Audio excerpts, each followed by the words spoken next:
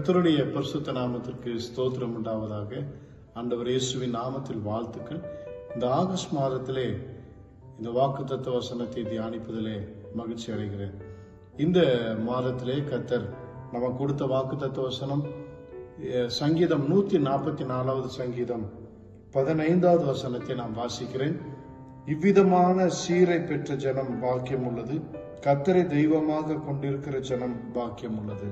பாக்கியம் உள்ளது என்கிற காரியத்தை சங்கீதக்காரர் சொல்லுகிறார். யார் பாக்கியவான்கள் என்றால் இவ்விதமான சீரை பெற்ற ஜனம். சீர் என்று சொல்லி பார்க்கும் பொழுது ஒருவருடைய முக்கியமான நிகழ்வுகள், திருமணமோ முக்கியமான நிகழ்வுகளுக்கு சீராக பரிசு பொருள்களை கொடுப்பார்கள். அநேக பரிசு பொருட்களை கொண்டு வந்து கொடுப்பார்கள், அன்பின் நிமித்தமாக கொடுப்பார்கள். இதை சீர் என்று சொல்லி பார்க்கிறோம். ஆண்டவர் சொல்லுகிறார், இவ்விதமான சீரை பெற்ற ஜனம் பாக்கியம் உள்ளது. எது முதலாவது ஒரு பரிசு என்றால் கர்த்தரை தெய்வமாக கொண்டிருப்பது ஒரு பெரிய ஒரு ஆசீர்வாதம். பாக்கியம் என்று சொன்னால் ஆசீர்வதிக்கப்பட்டவன், பிளஸட் மேன் என்று சொல்லி நாம் பார்க்கலாம். அப்ப கர்த்தரை தெய்வமாக நாம் கொண்டிருக்கிறது அது பெரிய ஆசீர்வாதம். ஏன் என்று சொன்னால் ஆண்டவர் இயேசு கிறிஸ்து நான் செய்த பாவத்திற்காக சிலுவையிலே தண்டனை ஏற்றுக்கொண்டார். நான் செய்த பட வேண்டிய அந்த பாடுகளை இயேசு கிறிஸ்து சுமந்து தீர்த்தார். எனவே அவர் என்னை மீட்டு கொண்டு பரலோகத்துக்கு என்னை தகுதிப்படுத்தி இருக்கிறார். அது ஒரு முதல் ஆசீர்வாதம்.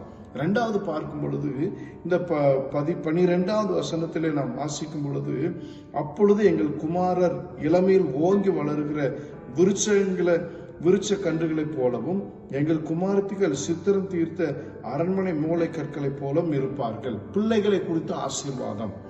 தேவன் நம்முடைய பிள்ளைகளை ஆசீர்வதிக்கிறார்.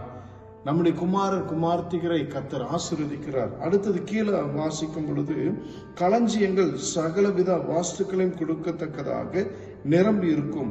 எங்கள் கிராமங்களில் எங்கள் ஆடுகள் 1000-10,000 பெருகும்.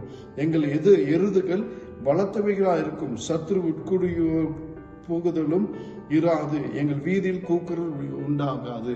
பிள்ளைகளுடைய ஆசீர்வாதம். இரண்டாவது, ஆடு மாடுகளுடைய செழிப்பை நாம் பார்க்கிறோம். எல்லா விதத்திலும் கர்த்தர் நமக்கு ஆசீர்வதிக்கிறார்.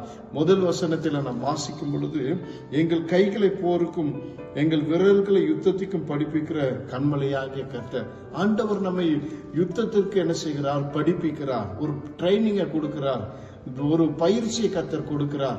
அது மாத்திரமல்ல, நம்முடைய பிள்ளைகளை ஆசீர்வதிக்கிறார். குடும்பங்கள் என்று சொல்லி நம்ம இதில் கொண்டு வரலாம். இரண்டாவது, நம்முடைய வேலை ஸ்தலங்கள், நம்முடைய ஆசிகள், நம்முடைய ஆசீர்வாதங்கள், கையின் பிரயாசங்கள் எல்லாவற்றையும் கர்த்தர் ஆசீர்வதிக்கிறார். அன்பு தேவ ஜனமே, இயேசு கிறிஸ்துவை உறுதியாய் பற்றிக் கொள்வோம். கர்த்தருடைய நாமத்தினாலே ஆசீர்வாதங்களை பெற்றுக் கொள்வோம். இம்மையுள்ள இந்த வாழ்க்கை மட்டுமல்ல, மறுமையில ஒரு வாழ்க்கை இருக்கிறது. அந்த பரலோக வாழ்க்கையில இன்னும் அநேக ஆசீர்வாதங்களை வைத்திருக்கிறார். எபேசியர் 1வது அதிகாரம் 3வது வசனத்திலே, உன்னதங்களில் இருக்கிற சகல ஆசீர்வாதங்களினாலும் நம்மை ஆசீர்வதித்திருக்கிறார். உன்னதமானவருடைய அந்த ஆசீர்வாதத்திற்கு நாம் தகுதியுள்ளவர்களாக மாறுவோம். கர்த்தர் நம்மை ஆசீர்வதிப்பார். ஜெபிக்கலாம். அன்பு தகப்பனே, இயேசுவின் நாமத்தில் உடைய சமூகத்தில் வருகிறோம். கடன் பிரச்சனை, வியாதிகள், போராட்டங்கள், கண்ணீர் பிரச்சனைகள் எல்லாவற்றிலிருந்து ஒரு மாறுதலை தந்து பிள்ளைகளுடைய ஆசீர்வாதம் ஆண்டவரே, கையின் பிரயாசம் ஆண்டவரே, வேலை ஸ்தலத்தின் ஆசீர்வாதம் ஆண்டவரே, இது போக கர்த்தர் கொடுக்கிற எல்லா ஆசீர்வாதங்களினாலும் ஒவ்வொருவரையும் நீர் நிரப்பும்படி ஜெபிக்கிறோம். மனதார வாழ்த்துகிறோம், ஆசீர்வதிக்கிறோம். இயேசு கிறிஸ்துவின் நாமத்தில் பிதாவே, ஆமென்.